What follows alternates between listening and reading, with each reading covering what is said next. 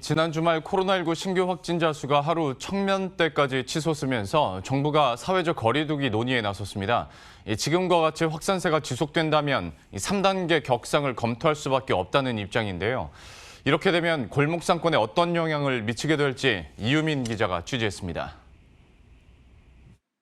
지난 주말 국내 코로나19 신규 확진자는 1,030명. 국내에서 첫 확진자가 나온 지난 1월 이후 역대 최대 규모입니다.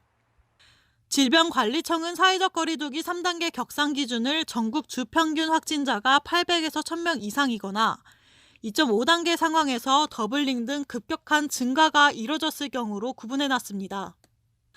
주말 이후 다소 감소하긴 했지만 신규 확진자가 여전히 800명대를 넘나드는 상황. 이런 상황 속에서 정부는 사회적 거리두기 3단계 격상 가능성을 열어놨습니다. 정부가 격상 전 가장 고민하는 부분은 역시 자영업자와 소상공인 등 골목 상권의 피해입니다. 이미 올 초부터 반복된 사회적 거리두기 격상에 영업 피해를 입은 자영업자가 많아 추가적인 영업 제한으로 인한 경제적 타격 효과가 클 것이라는 이유에서입니다.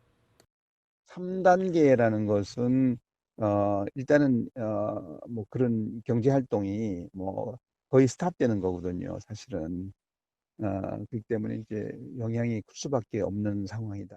지금은 그래도 9시 이후에만 그렇지, 이전에는 그래도 사람들도 만날 수도 있고 뭐 이렇게 할 수는 있겠죠. 할 수 있는데 3단계가 되게 되면은 상당히 이제 어떤 그 위축 때문에, 이런 것 때문에 아예 그냥 갈까 말까가 아니라 그냥 가지 않는 거지.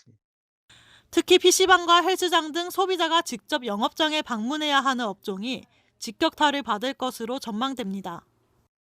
코로나19 재확산이 이제 2.5단계까지 끌고 왔는데요. 여기서 조금 더 올라가게 되면 자영업자들은 보다 힘들어질 수 있습니다. 이제 물론 이제 숙박업 같은 경우에 문제가 될 수가 있죠. 사람이 직접 가야 되는데 그렇지 못한 경우는 생기겠죠.